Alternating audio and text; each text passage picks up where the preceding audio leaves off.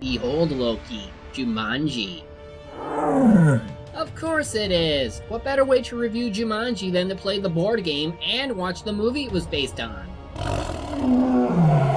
Yeah, pretty much. Relax, we can handle anything. Now let's see. In the jungle, you must wait until the dice rolls 5 or 8.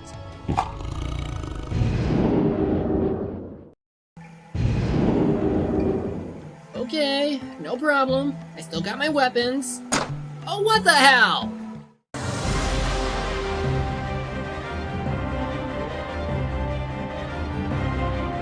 Ah!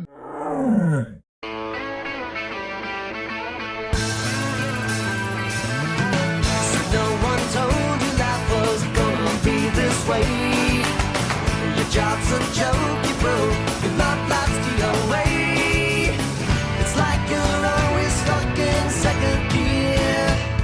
When it hasn't been your day, your week, your month, or even your year. But I'll be there for you. When the rain starts to fall, I'll be there for you. Like I've been there before. I'll be there for you. 'Cause you're there for me too.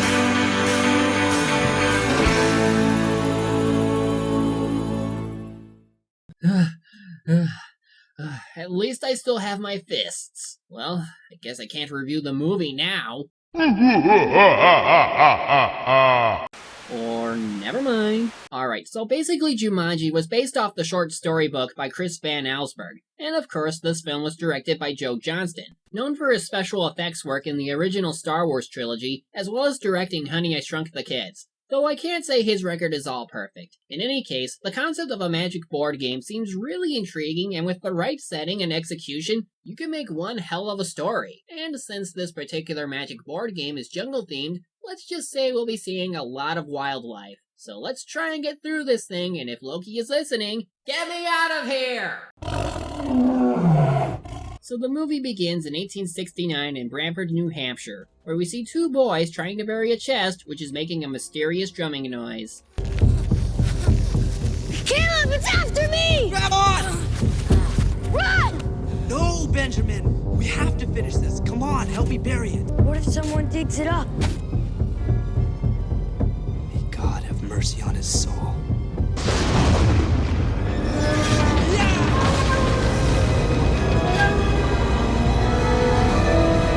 Already intense. What could be inside the box that is making that sound, and what is making them run off in fright? Well, we'll have to wait, as 100 years later, we're introduced to our main character, Alan Parrish, who is just your average rich kid who is known and loved by the community. Get him! And is the target of your stereotypical bullies.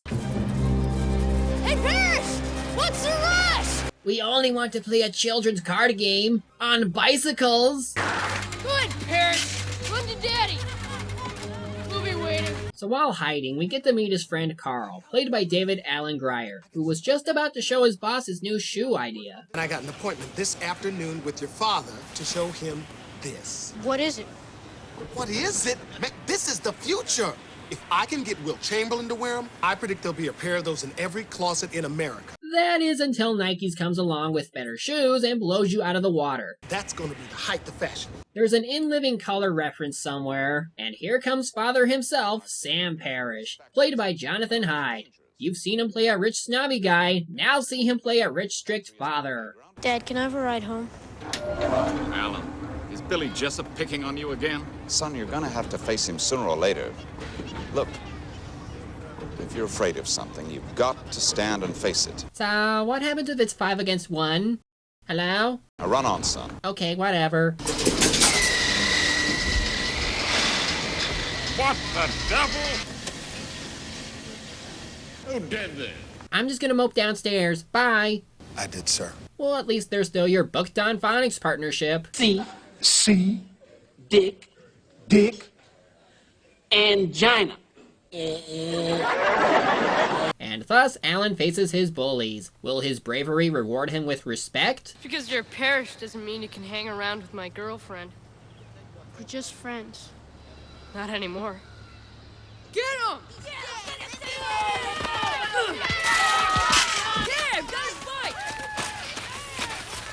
So, now that we got his bike, are we gonna come back for mine later? Shut up! Ooh. After that skirmish, Alan begins to hear the sound of drums coming from the construction area. Rather than run home, he proceeds to track it down and, well, at least we'll get to see what's inside the box.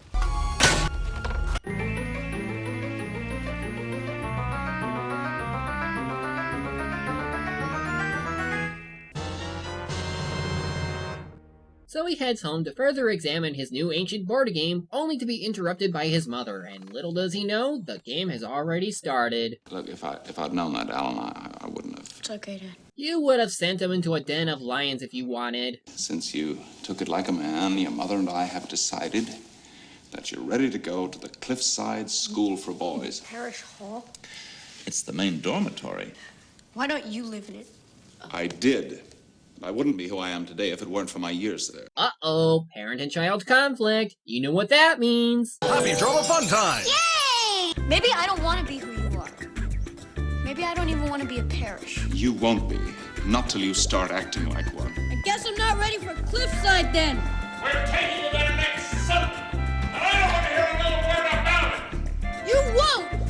I'm never talking to you again! So he decides to run away, but before he gets the chance, his friend Sarah shows up to return the bike. Because she's a main character, she also hears the drumming sound, and Alan decides to show her the game. Jumanji. A game for those who seek to find a way to leave their world behind.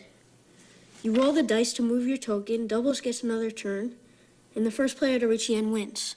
You want to play? I quit playing board games 5 years ago. So I guess that's a no on the Magnavox Odyssey? Sarah.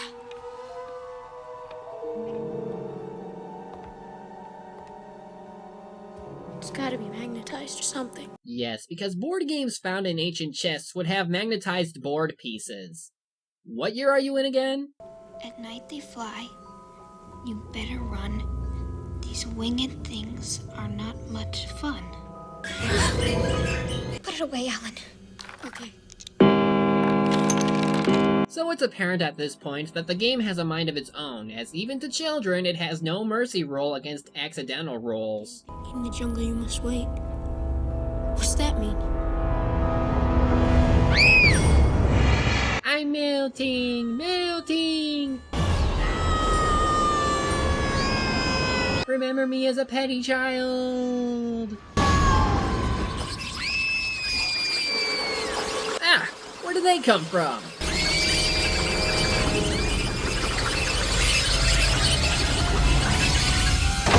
So, 26 years later, the house is taken by a lady named Nora, who is also taking care of her brother's children, Peter and Judy Shepard. Their parents died during one of their vacations, leaving Peter mute and Judy to be indifferent. Safaring in darkest Africa. We didn't even know if they loved us, but when the Sheik's yacht went down, well, they managed to write us a really beautiful goodbye note that was found floating in a champagne bottle amongst the debris. Excuse me.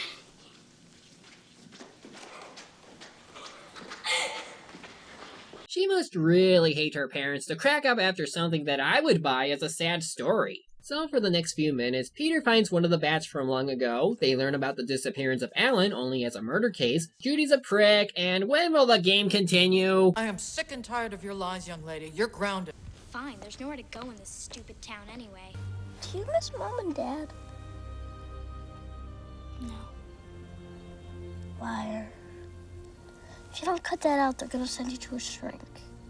Where do you think they're gonna send you if you don't start talking? I know they're trying to make us care for these two since they're going to be continuing the game at some point, but so far it doesn't come off as interesting as I would hope. Maybe it'll come later, but otherwise, there isn't enough reason for me to truly care for them. Especially Judy. Moving on, the aunt leaves the kids so they can wait for the bus, but hearing the drums again, they decide to explore.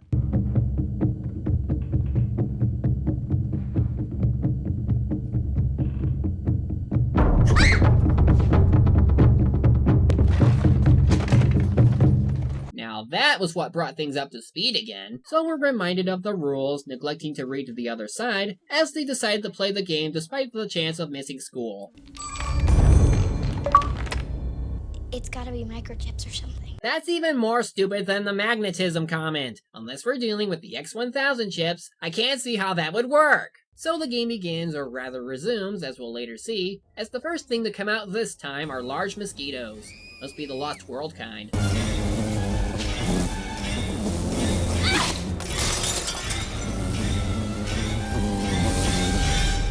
So now that they know the game can summon stuff, Peter foolishly rolls anyway, and he gets what I can only assume would be his spirit animal. Monkeys. I bet those monkeys came from the game. Ya think? Uh-oh. I didn't see this part. Adventurers beware. Do not begin unless you intend to finish. The exciting consequences of the game will vanish only when a player has reached Jumanji and called out its name. Oh, if only we read that block of text. Put it away. Wait! The instructions say if we finish the game, it'll all go away. We better do it, or Aunt Nora's gonna pitch a fit. She's got a point. Once mosquitoes and monkeys are brought into the picture, you might as well follow through. Back, you cretins! His fangs are sharp. He likes your taste. Your party better move post-haste.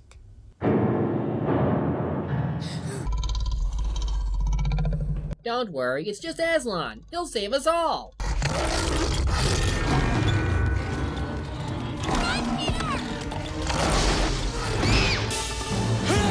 Oh great, you summoned the Green Giant. But anyway, yes, that's actually Alan, who after all this time has returned after growing up into Robin Williams. And the first thing he wants to do is molest somebody.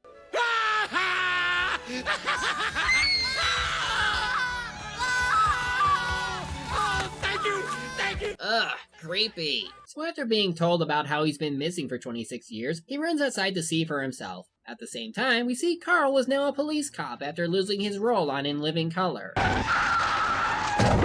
Get down off of my car, please, and get up on the sidewalk. What year is it? It was brand new. No. What year is it? So they try to make up stuff about him while Alan makes himself more like a fool. Get out of there! Monkeys! Monkeys!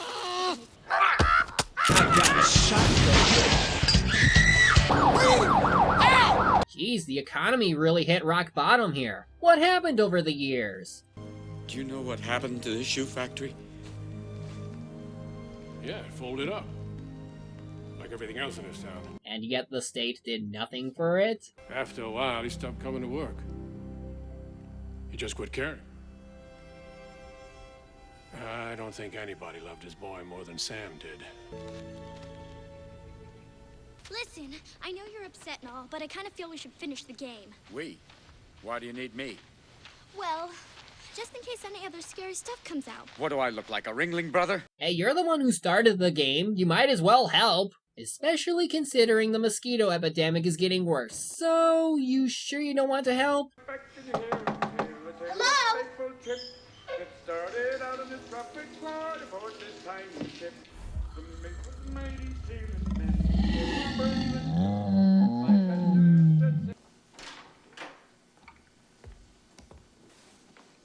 What happened to you? You shaved with a piece of glass? He went from caveman to typical Robin Williams. What'd you expect? Seeing as how he still refuses to help, the kids decide to forget him with Peter saying he's afraid. You think monkeys, mosquitoes, and lions are bad? That's just the beginning. I've seen things you've only seen in your nightmares. Things you can't even imagine. Things you can't even see. There are things that hunt you in the night. Then something screams. Then you hear them eating. And you hope to God that you're not deserted. Afraid? You don't even know what afraid is. You will not last 5 minutes without me. I wonder how much of that will actually be relevant to this movie. So Judy tries to make her turn, but can't seem to as Alan tries to understand why. The elephant was mine. You're playing the game I started in 1969. I'm gonna have to play. Whose turn is it? Sarah Whittle. And this is probably the biggest problem I have with this movie. The entire setup! Now we know this is a continuation of Alan's game, meaning the players would include him, Sarah, Peter, and Judy. Now say Peter never rolled a 5 or 8. Alan would never have been able to return, and Sarah would never be able to take her turn because the kids have no idea who she is, and thus would be unable to continue. Even with Alan around, she might not even be in her old house, thus making the game unwinnable. But here's another thing. Say Sarah died at some point. Would the game go into reset since Alan obviously can't continue? Or would the game continue with skipping Sarah's turn?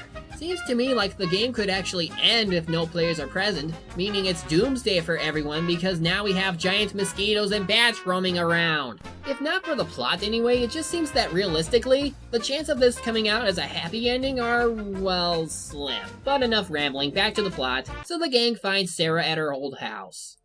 Sarah? No, I don't go by that name anymore. 26 years ago, you played a game with a little boy down the street? A game with drums? How do you know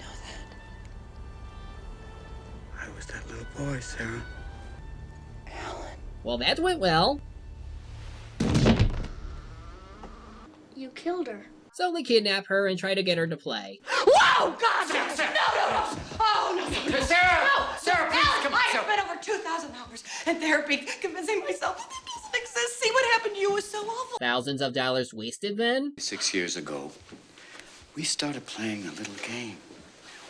And now, we're all gonna sit down and we're gonna finish it. Oh, no.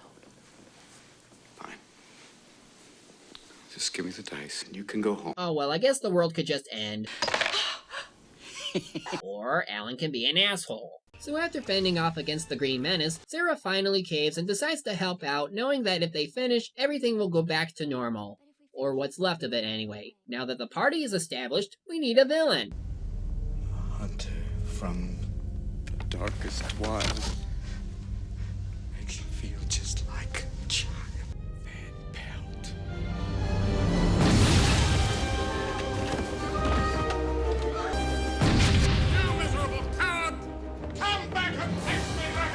Jonathan Hyde again? Well, isn't this symbolic? His worst fear is also his biggest enemy. What did you do to tick him off?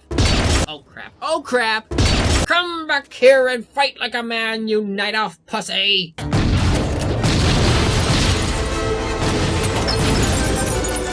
Die, late Paul! I'll bloody get you later.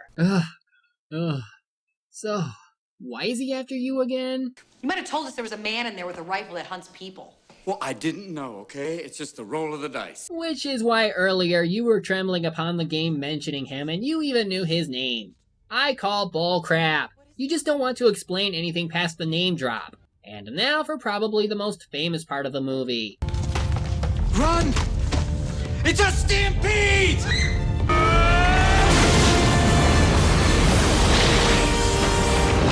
Don't worry, kids. I know just what to do. Jumanji! Does anything from the movies actually work? Apparently the game is food to this pelican, as it decides to pad out the movie a bit. Or move them away from the house, whatever. Meanwhile, Van decides to trade in his junk for high tech. Now anyone asks, you didn't get this here. Ooh, love that scope. Eventually, Peter manages to get the game back while Alan could care less. Nice work. Come on, give me the game. Let's go. Of course, he's eventually taken in by Carl for questioning, since being chased by some crazy hunter is enough to make him suspicious. Also, Peter tries to cheat. Judy! What happened? I thought I could end the game myself. I was only 10 spaces away. You tried to cheat? No, I tried to drop the dice so they'd land on 12. So, the game can assume that any roll, whether intentional or not, is legit, and yet it somehow knows when you're dropping them to cheat? Boy, the witch doctor who made this thing took everything into consideration, and as punishment, Peter is slowly being turned into Cornelius from Planet of the Apes. Oh joy. Through some exciting animal action, Van manages to steal the game from them and decides to make a return to, Primordial Save-A-Lot? I work hard for my money, so it means a lot. I gotta buy things and don't wanna spend a lot. My dollar goes far and save a lot. Gotcha, girlie.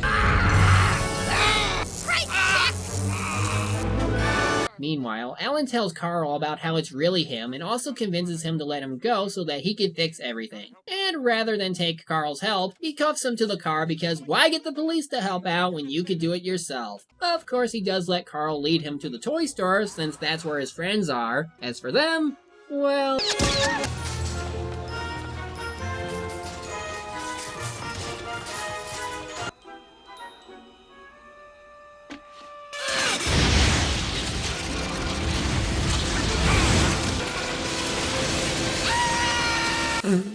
That's his funny face right there.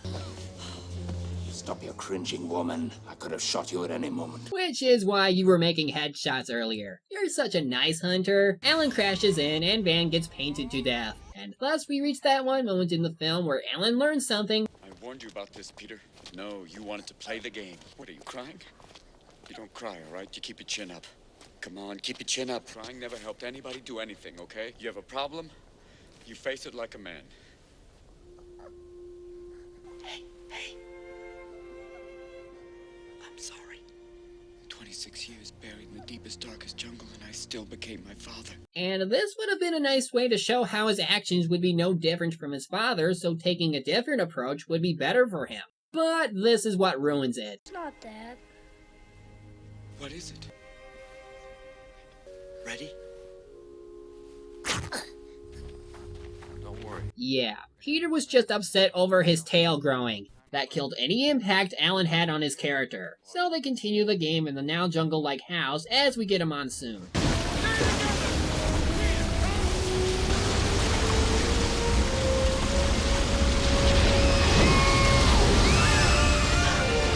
It's at this point the movie will focus more on what's happening with the game and not move us away from them trying to finish. Anyone nearby will just be caught along for the ride. But hey, at least these bits that do happen are pretty intense and somewhat scary.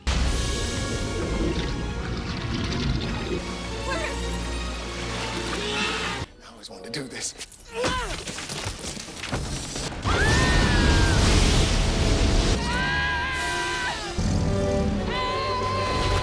Anyway, they get quicksand, which results in a somewhat humorous scene when trying to get Alan out, which is solved by Judy simply rolling what I guess is a free spot? Well, ain't that convenient. Too bad that this next one will scare those with arachnophobia. Need a hand. Why, you just wait. We'll help you out. We each have 8. No, that's Badger! Peter!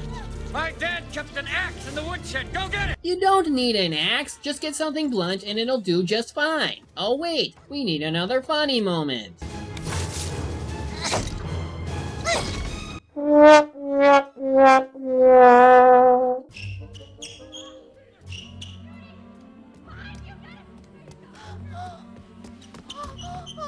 Nora, it's me, Peter! Wait, I know this one.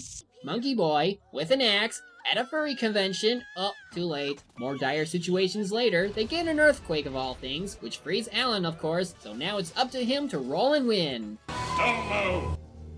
Stand up. What's in your hand? Drop it. Okay. Oh, that's not good. Game's up. Start running. My father told me you should always face what you're afraid of. Good lad. You're finally acting like a man. Why were you even after him to begin with? Rolling aside, this whole grudge you had with him had to start somewhere. It doesn't matter though, because the moment of truth is finally here. Huh?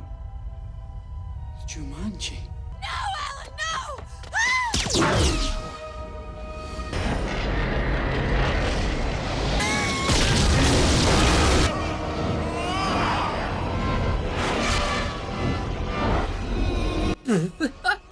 Ah!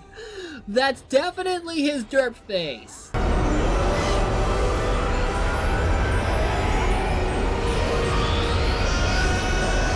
Derp.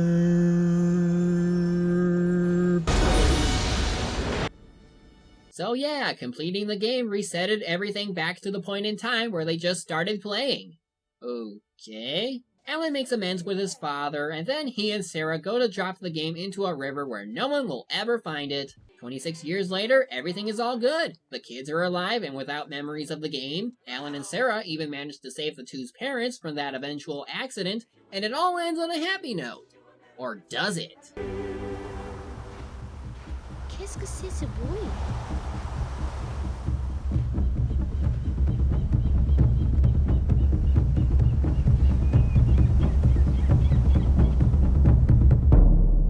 This movie has the right idea when it comes to the intensifying action sequences and the often scary jungle stuff, but otherwise the story just doesn't have much else to it. Like at times the story felt slow or drawn out with unneeded scenes, and while some provide character development, it doesn't really make it all the more interesting. Apart from maybe Van, none of the characters were memorable and some were just forgettable. The CGI effects are dated, though the sets are pretty good. Overall, this is a movie that could have used more tweaking in the storytelling department, but otherwise it's not a bad movie per se. It's not great, but it's watchable, so definitely rent it sometime. And in case you wanted to know about the actual board game, well, from what I remember, it wasn't exactly all that fun. And it makes you wish you were playing something else.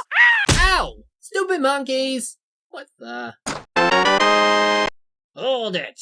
I finally caught you. Oh, come on. What did I do to you to deserve this? You rolled the dice, that's all. But not for you. Tough biscuits. Any last words? Jumanji? Well, I tried. Blast! One die, Isaac! One die! I'm back! Loki, did you roll a 5 or 8? And you were able to beat the game? No? Well, how many rolls did you take? Meh, that's nothing new. Look at what we're watching next.